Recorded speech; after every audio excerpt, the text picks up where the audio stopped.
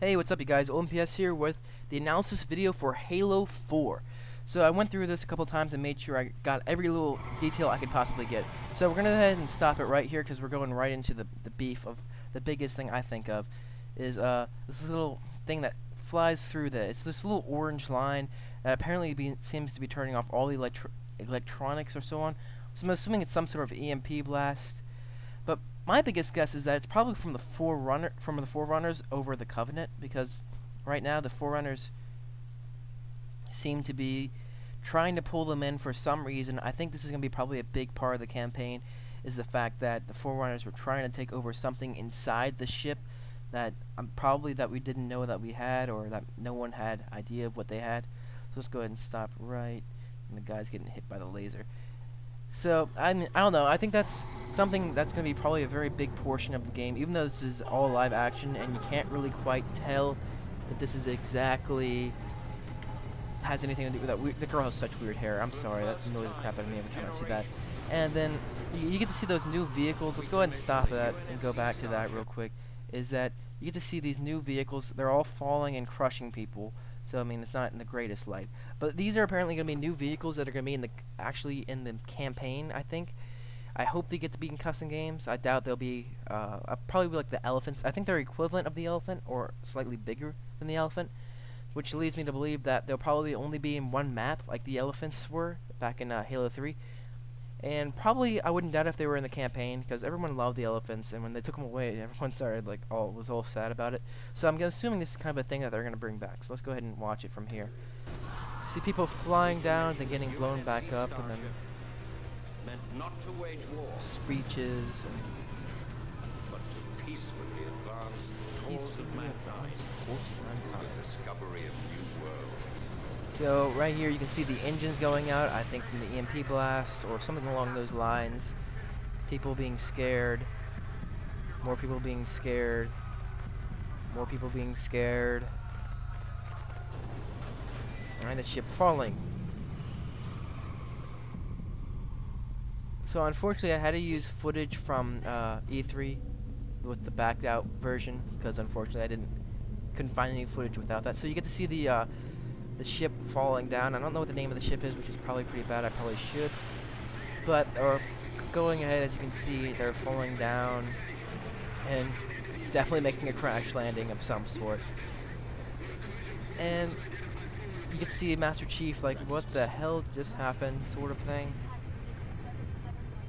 So obviously this will be your first objective in the game. And then here's something extremely cool. I think I have two theories on this thing that popped up right here. 1 second, so let's go ahead and pause it. Is first off that this little guy right here is actually probably going to be like the main objective of the game. That this is going to be what you're searching for throughout the whole entire game, trying to stop for some strange reason. I don't think it's a vehicle. There's been talk about it actually being just a vehicle that the Forerunners use, but I doubt that. I think it's more important than a vehicle. I think it was too well brought on too early in the game for it just to be simply a vehicle. I think it's probably some sort of advanced sort of thing that Master Chief will eventually find out the reason why he needs to capture it once he goes to the ship, because it probably stole something that's very necessary that was inside the ship. I don't know. I'm pretty sure that's how the game line's gonna go. Anyways, let's go ahead and continue. So you can see it go blast off. Well, actually it does the laser thing where it analyzes things. Then blast off. I don't know why it does the laser. Probably just checking who the hell he was. Same place we are. Yeah, then obviously I'm assuming it's heading to the the forest area where the ship crashed. So unfortunately we get the backed up view. We don't get to see crap here, but I don't think there's anything very important.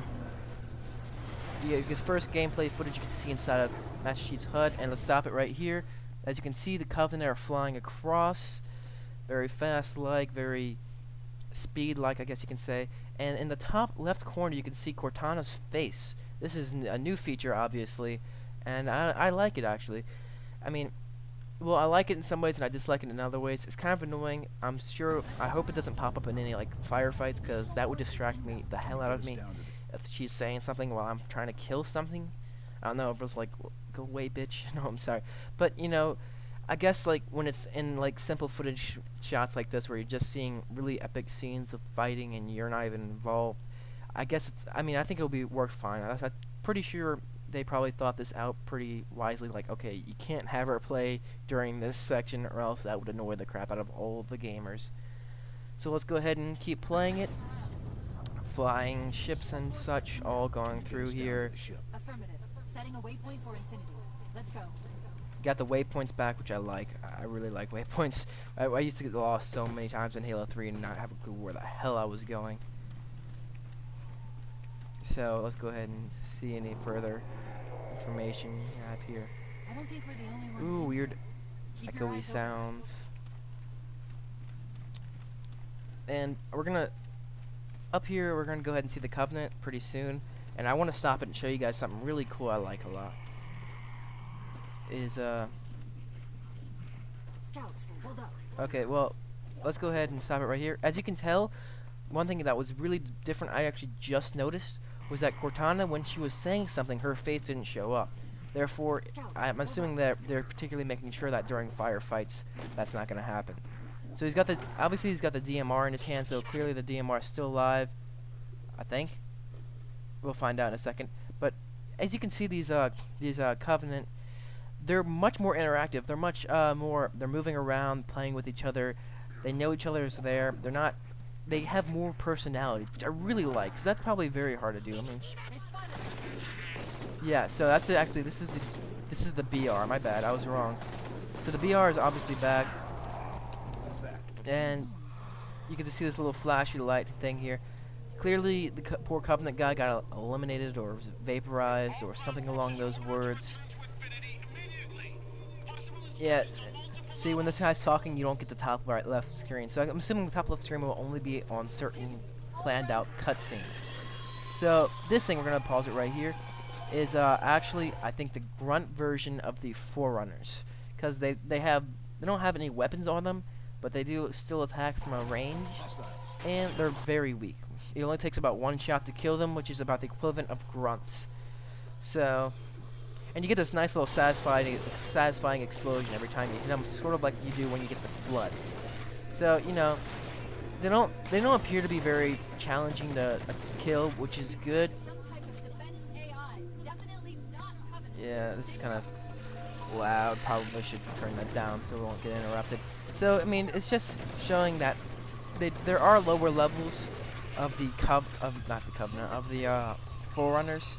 And then you get to see this guy. Let's pause him right here. Boom, right when he's getting punched in the face. Okay, so as you can see, this is going to be the elite version of the Covenant. Not Forerunners. My bad. And I think they'll be much more of a challenge, but they're only about the same strength, and they don't seem to use much long-range weapons. They seem to always be on the offense of close range. I haven't seen one actually use their weapon really too much. I mean, he uses his weapon, but not too often. He's got this little shield thing there. Let's go ahead and go back to that. So there's two important things that happen in this scene right here. First off, it shows that they have that. I think that's actually probably an armor ability of themselves, is where they can put up that shield. And I really hope it does become an armor ability that we can use in custom games, because that would be so awesome. And I don't think that's overpowered because it's just facing towards a certain direction. So I hope that's kind of the replacement of armor lock, since I heard rumors that they took that out. And then over here, we'll go ahead and go ahead and play it right there, and then boom, it catches your grenade. So be careful. Don't throw a grenade at those things, because they'll catch your grenade and they'll fling it back at you. So you learn something new, and then only took about a couple of shots to kill this guy, just about as many as it probably would take to kill an elite. And then here's one of my favorite things I found. Okay, let's pause it right here.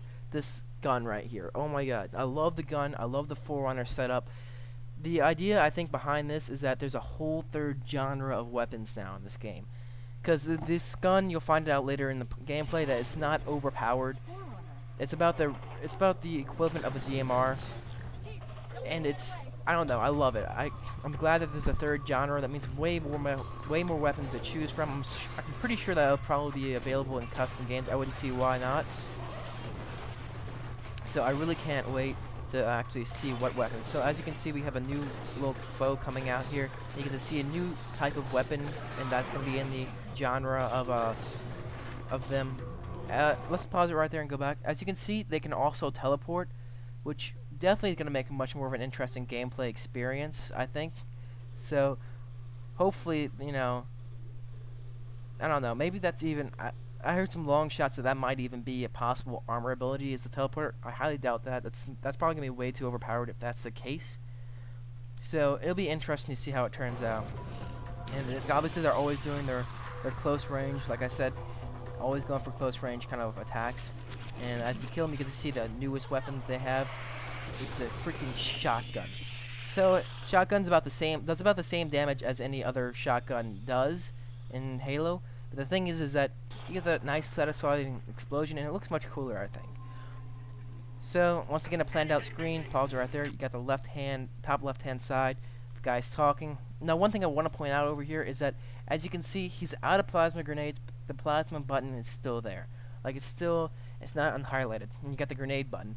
So what this means is that, unfortunately, there's not going to be any other grenades except for frag grenades and plasma grenades. I can assure you of that.